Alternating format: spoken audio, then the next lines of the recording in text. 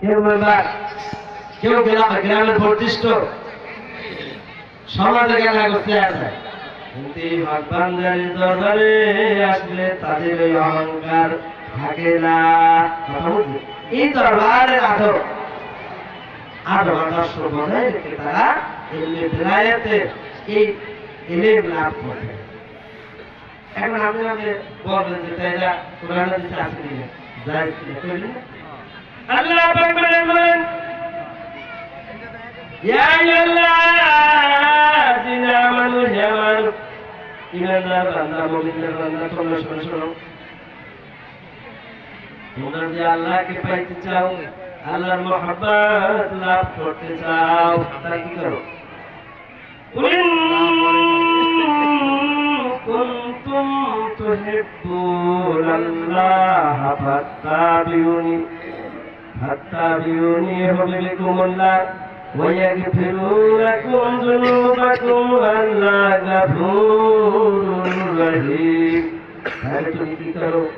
আমার প্রিয় নবী মুহাম্মদ মুস্তাফা সাল্লাল্লাহু আলাইহি ওয়াসাল্লামকে ভালোবাসো, তার সাথে প্রেম করো, তার সাথে মহব্বত করো। যদি তুমি তার সাথে মহব্বত করতে পারো, প্রেম করতে পারো, তুমি আল্লাহ, আমি আল্লাহর সাথে তোমার প্রেম হয়ে যাবে। আর নবী বলেছেন, তুমি যদি আমার আল্লাহ নবীর সাথে প্রেম করতে পারো, তাহলে আমি আল্লাহর সাথে তোমার প্রেম হয়ে যাবে। কথা বুঝতে পারছেন? মান কানা ফি হাযিহি ওয়া মা হুয়া ফিল আখিরাহ।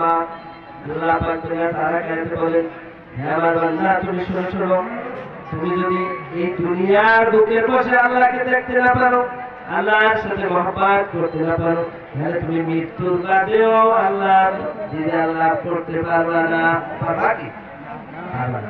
এই জন্য এখানে আপনাদের সম্মুখে যিনি পীর সাহেব বসে আছেন, তার সাথে আপনার মহব্বতের, এই মহব্বতের মাধ্যমে, তার আদেশ নির্দেশ হুকুম হাকামের মাধ্যমে যেদিন আপনি এই দরবারে একজন খাঁটি মুরিদ হইতে পারবেন, সেদিন আপনি আল্লাহর একজন খাঁটি মুরিদ বান্দা হইতে পারবেন।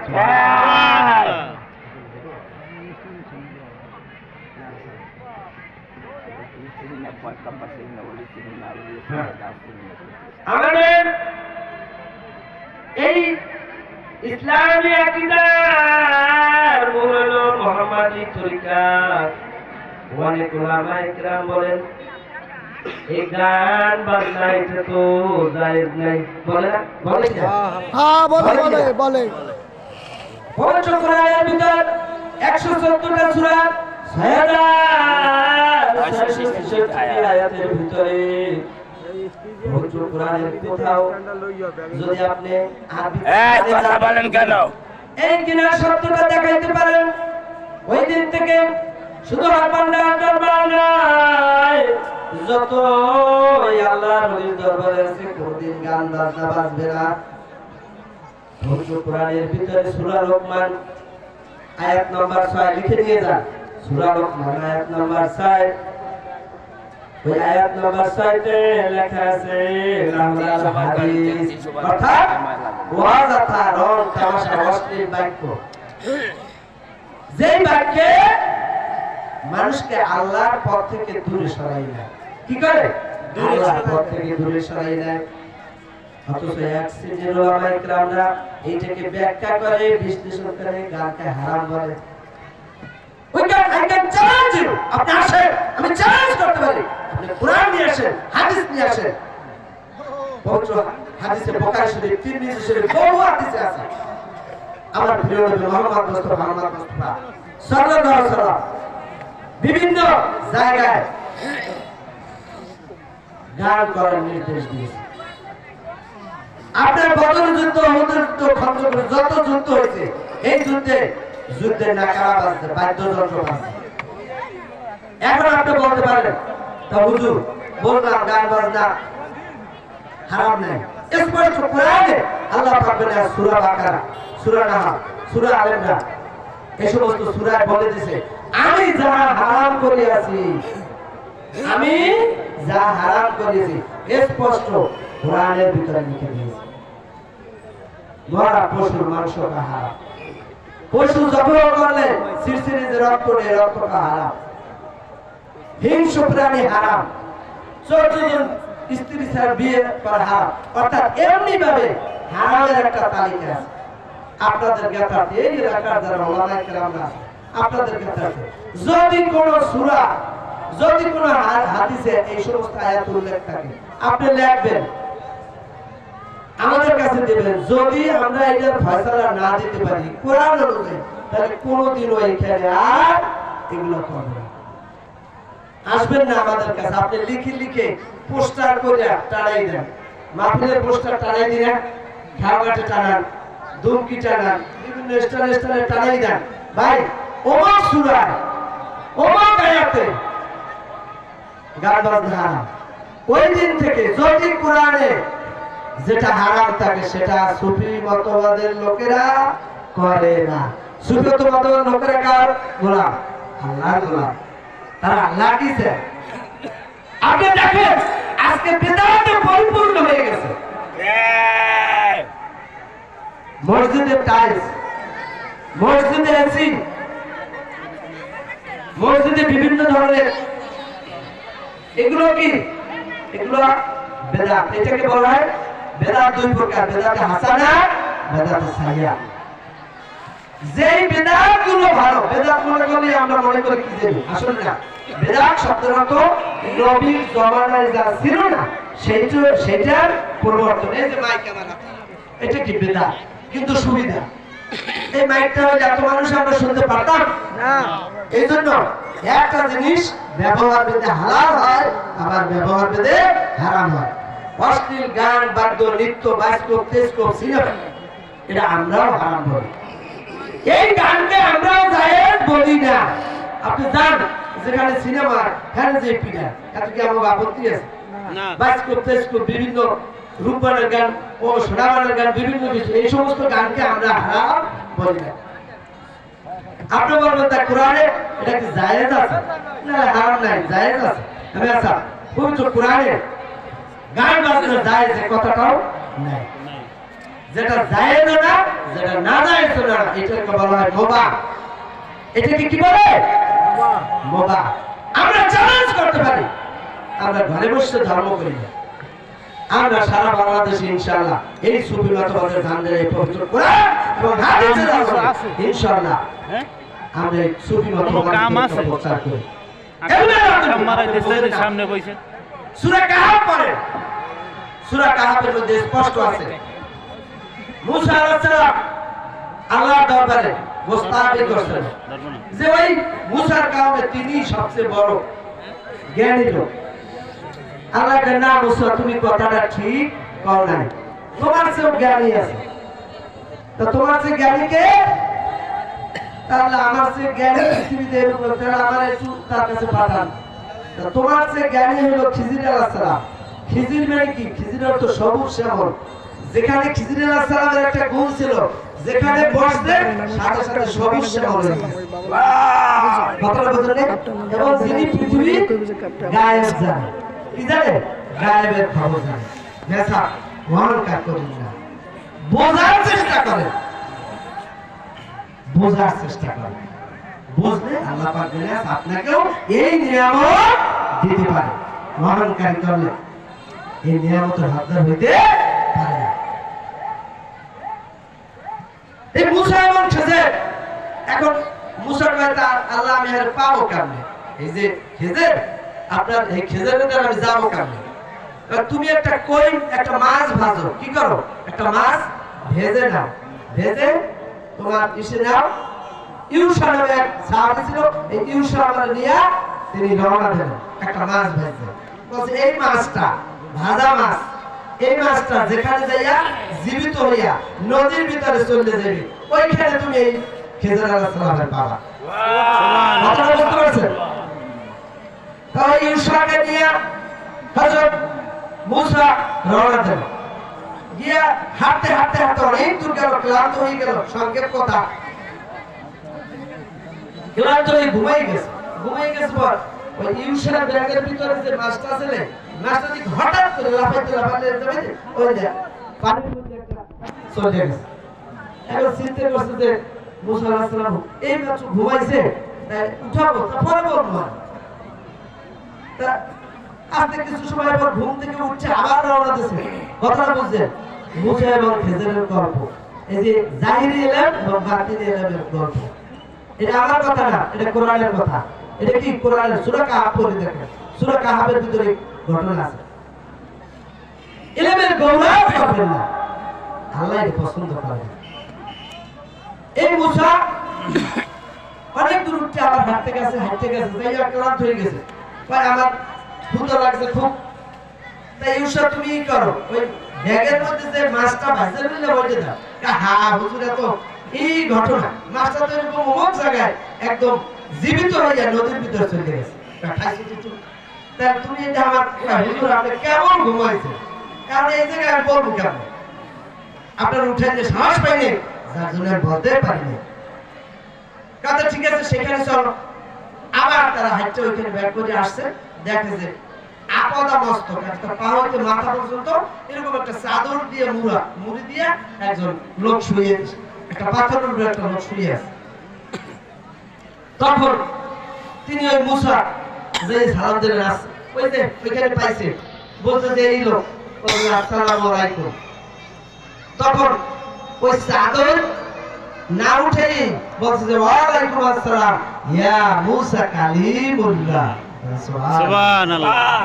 তা মুসা কালিমুল্লাহ এ দেখলে কেন? আর বুঝলে না, টনক করছে না, আমাদের দেখলে না, শুনলে না, চাদরও দেখলে না, মুখেও দেখলে না, কিভাবে বললো? কারণ হুজুর আমি তো আপনার কাছে আসছি, আল্লাহ আপনাকে আমার কাছে আমাকে পাঠাইছে, আমাকে আপনি আপনার ইলমে লাদুন এটা আমাকে একটু শিখান। কারণ মুসা তুমি যে ইলমে লাদুনি শিখবা, তোমার তো ধৈর্য নেই, তোমার কি ধৈর্য নেই, তুমি তো শিখতে পারবে না। কই না হুজুর, আমার এটা শিখতে হবে, আমি ইনশাআল্লাহ ধৈর্য ধরব। খিজির আলাইহিস সালাম বলেন, হে মুসা, তুমি তোমার জাহিরি ইলম থাকতে পারে, তুমি জাহিরি ইলমের নবী হতে পারো, তুমি নবীর সাথে সহযোগ করতে পারো, কিন্তু এই ইলমে লাদুনি, ইলমে বাতিন পাওয়ার মতো যোগ্যতা তোমার নাই। তুমি যদি ইলমে লাদুনি শিখতে চাও, তাহলে তোমার ধৈর্য হবে না। না হুজুর আমি আপনার সাথে আমি এই ইলম শিখতে চাই। তাহলে তুমি যদি শিখতে চাও, আমার তিনটা কথা আছে, এই তিনটা কথা তুমি যদি মানতে পারো, তাহলে তুমি এইটা শিখতে পারো। বলেন হুজুর, মুসা কি করলো? যেহেতু আমার চেয়ে বড় হলেন, মুসা কত বড় জ্ঞানী বুঝেন নাই? তুরপাহাড়ে আল্লাহর সাথে 100 বার সহযোগ করছে, বুঝেন নাই? কত বড় জ্ঞানী! এ বহু ঘটনা, বহু কিছু আছে মুসার সাথে। পবিত্র কোরআনের ভিতরে যতগুলো আয়াতে, ম্যাক্সিমাম আয়াতে এই মুসার গল্প কিসসা আছে। বাংলায় কোরআন শরীফ বেরিয়েছে, পড়লে দেখেন আপনারা।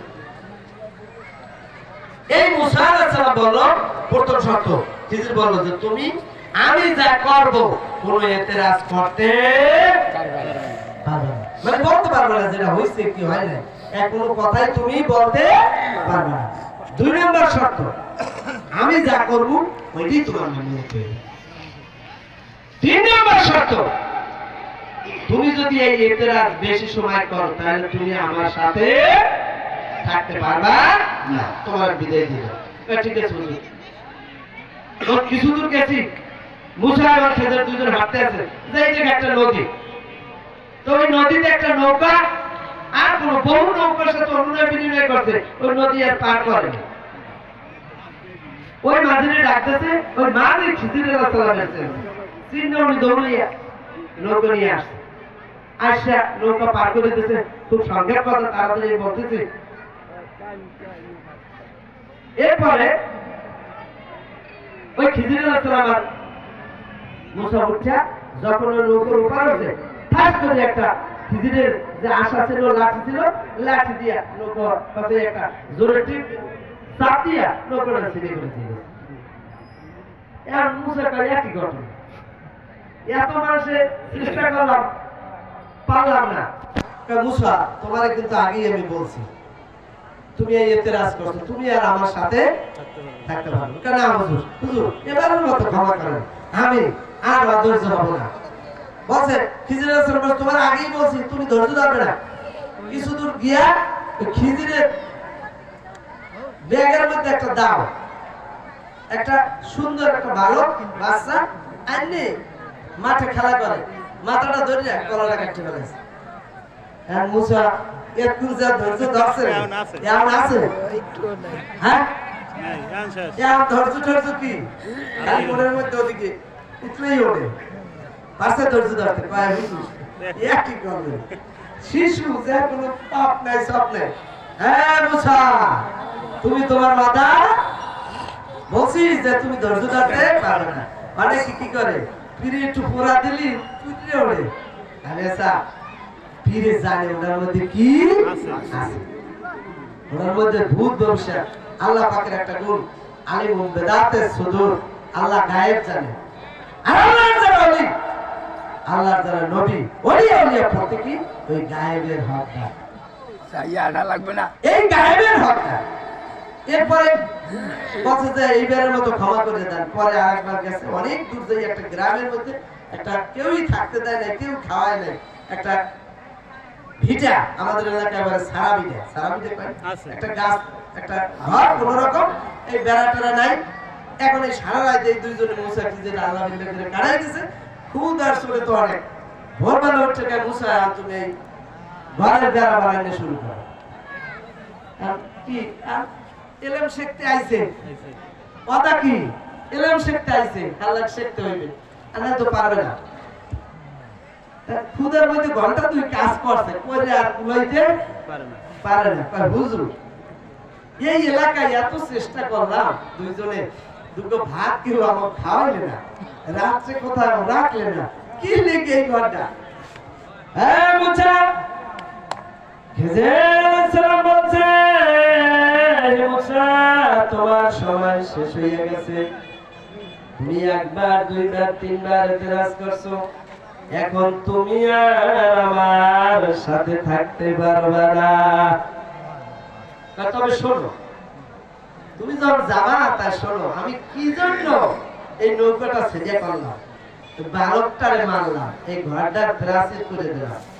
হ্যাঁ বলছো তুমি শোনো, এই সমস্ত যত কাজ আমি করেছি আমি নিজের ইচ্ছায় করি নাই, এটা আমার মালিক আমার সৃষ্টিকর্তা আমাকে দিয়ে করাইছে। ওই নৌকার মালিক ছিল 10 ভাই, ভাই 10 ভাই, 2 ভাই ছিল প্রতিবন্ধী, আর বাকি যারা ওই নৌকা বাইয়া তাদের জীবন যাপন চলে। ওই নৌকাটা কিছুদিনের মধ্যে এমন এক রাজার দেশ দিয়ে চলে যাইবে, যদি কোনো নৌকা ভালো থাকে ওই জালেম রাজা ওই নৌকা ছিনিয়ে নেয়, আর যদি কোনো নৌকা টুটা বাটা থাকে ওই নৌকা সে নেয় না। আমি উপকার করেছি আল্লাহর হুকুমে, ওই নৌকার মাঝে আমাদের উপকার করেছে, আমি উপকার করেছি। তুমি মুসা তোমার এই চোখ দিয়া যদিও খারাপই দেখছো, কিন্তু মাওলা গায়েব জানে। তোমরা প্রের দরবারে এসে কেউ কয় হয়তো কিছু বাবাই দিলে না, খালি বিপদ আর বিপদ নেমে আসা। ওই পীর জানে আমার কোন ভক্তের কিভাবে পরীক্ষা করা লাগবে। কোরআনের কথা বেসা ভাসছেন না, এলে ওই এলে কোন কাজে লাগে না, এমএ পাস টাইটেল পাস এখনো কাজে লাগে না। আর তুমি শোনো, ওই বালকটাকে আমি কেন খুন করলাম? বালকটা হলো একটা নেককার দুইজন বান্দার সন্তান। ওই বালক ভবিষ্যতে যখন বড় হইবে, বালেগ হইবে, তখন তিনি বয়স্ক হইবে, তিনি চোর ডাকাত গুন্ড হয়ে যাইবে। তখন ওই ওর কারণে ওর বাবারাও বাবাও অপরাধী হয়ে যাবে। এই জন্য আমি তাকে এই বালক অবস্থায় খুন করে আল্লাহর হুকুমে ওরে ভেস্তে পাঠাইয়া দিয়েছি। সুবহানাল্লাহ। আর আপনি কি করেন? আরে একটু করে ক্ষতি হয়নি, গরুটা মরলে কা ছাগলটা মরে গেল, আফসোস করা যাবে না। আল্লাহ যা কিছু করে ওরা ওইটার ভিতরে আপনার একটা কিছু ভালো নিহিত আছে। এরপর কি কেন আমি এই ঘরের বেড়া তৈরি করে দিলাম? ঘরের ভিতরে এমন এক নেককার বান্দা ওই আল্লাহকে সাক্ষী রেখে কিছু গচ্ছিত সম্পদ রেখে গেছে। কি করছে? কিছু গচ্ছিত সম্পদ রাখছে। এই গচ্ছিত সম্পদ এখনো ওই যে ঘরের যে দুইটা ছোট ছোট বাচ্চা নাবালক তারা ভিক্ষে টিক্ষে করে বিভিন্ন জায়গায় এখনো এই সম্পদ পায় না। তাই ঘরটার বেড়াটা যদি ভেঙে যায় তাহলে মানুষ উঠিয়ে নিতে পারে না। যার জন্য মাওলার হুকুমে আমি খিজির আলাইহিসসালাম আল্লাহর হুকুমে ওই সমস্ত ওই বেড়াটা তোমার আতায় করাইছি। অতএব তুমি ধৈর্য, তোমার এই ধৈর্য হবে না, যার জন্য তুমি এই ইলমে লাদুনি ইলমে বেলায়েত শিখতে পারবে না। এটা পবিত্র কোরআনের কথা। মেসা আপনার অহংকার করেন না, গৌরব করেন না, কথা বলছে। এগুলো ছেড়ে এই তরিকাটা আমরা কেন করি এটা আমরা প্রশ্ন করতে হবে। আমরা এই কাজগুলো কেন করি? আমরা কোন দরবারকে হাসি না। সমস্ত দরবার শুধু জ্ঞানের অভাব। সমস্ত দরবার পীর নবী মুহাম্মদ মুস্তাফা আহমদ মুস্তাফা সাল্লাল্লাহু আলাইহি সাল্লামের আদর্শ প্রচার করে। আমরা এখানে এতক্ষণ যারা নবীর প্রেমে দুরূদ মিলাদ পড়ছি না, এরকম সকল দরবার এক একটা দরবার এক একটা আকীদা এক একটা নিয়মে করে। সারা বাংলাদেশে এই এসএসসি পরীক্ষার ফর্ম ফিলআপ হইতেছে। 13 লক্ষ 14 লক্ষ 15 লক্ষ 17 লক্ষ পরীক্ষা দেবে, কি একটা স্কুলে দেবে? হ্যাঁ স্যার, একটা স্কুলে দেবে সারা বাংলাদেশে। এখন কোন স্কুলে 100 তে 100 পাস, আর কোন স্কুলে 0 একজনও পাস করবে না। তদ্রুপ ভাবে বাংলাদেশে সারা পৃথিবীতে এমনি ভাবে মানুষকে হেদায়েতের জন্য আল্লাহ পাকের পথে দাওয়াতের জন্য যুগে যুগে জামানায় জামানায় এই পীর ওলিয়ারা এই দেশে আসছে। আপনি আজকে এই নামাজ পাইলেন কোথায়, টুপি পাইলেন কোথায়? ওলিয়ার বদলতে হযরত শাহজালাল ইয়ামিনী রাহমাতুল্লাহ আলাইহি থেকে। আমি আচ্ছা ইতিহাস বললে সময় লেগে যায়। আজকে 770 বছর হয়েছে এই এলাকায় হযরত শাহজালাল ইয়ামিনী রাহমাতুল্লাহ আলাইহি।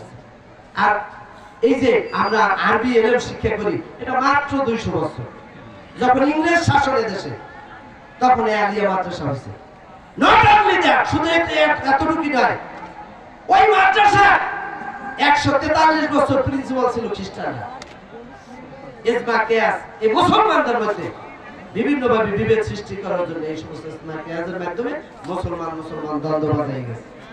ফকির মজনু ছিল এই ব্রিটিশদের বিরুদ্ধে আন্দোলন করছে, আপনারা জানেন ওলামা। যাই হোক, আমি আমার বক্তব্য এখানে শেষ করছি। আমার জন্য আপনারা দোয়া করবেন। আপনাদের সাথে আবারও দেখা হবে।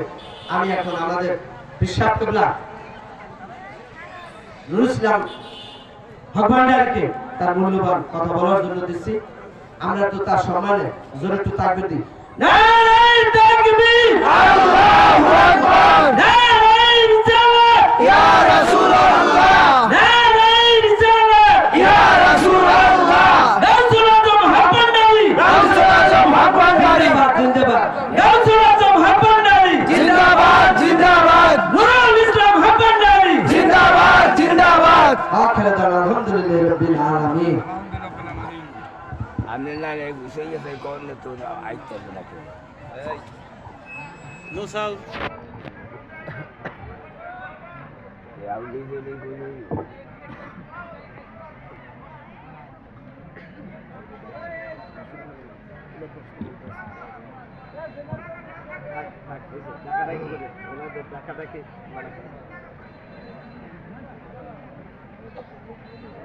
نحمده ونصلي على رسوله الكريم بسم الله الرحمن الرحيم الحمد لله এই মেঘটা ওনে লাগে। الصلاة والسلام على رسول এই মেঘটা লাগাই দেন। সম্মানিত উপস্থিতি, আসসালামু আলাইকুম ওয়া রাহমাতুল্লাহি ওয়া বারাকাতুহু। আপনার এই দরবার শরীফের আজকে 11ই ফাল্গুন বাংলা 24শে ফেব্রুয়ারি ইংরেজি তারিখ প্রতি বছরের ন্যায় এবারও আমরা সকলে মিলে এই মজলিসে সমবেত হতে পেরেছি। সাউন্ড কম হয়, সাউন্ড তো আমার গলার আওয়াজই কম, তোমরা জানো আমার একটু টনসিলের সমস্যা। জয় ভাই এখানে আসেন, জয় ভাই। আচ্ছা, আমার কথা কি আপনারা শুনতে পাচ্ছেন? মাইকের আওয়াজ শুনতে পাচ্ছেন? আমার 3 মাইল দূরে শোনানোর দরকার নেই, আপনারা শুনতে পারলে হবে। আমার কথা আপনাদের জন্য, আমার কথা দূরের অঞ্চলের লোকদের জন্য না। কেননা আমি তো কোনো ওয়াজিন না, আমি কোনো ওয়াজিন না যে সুন্দর সুমধুর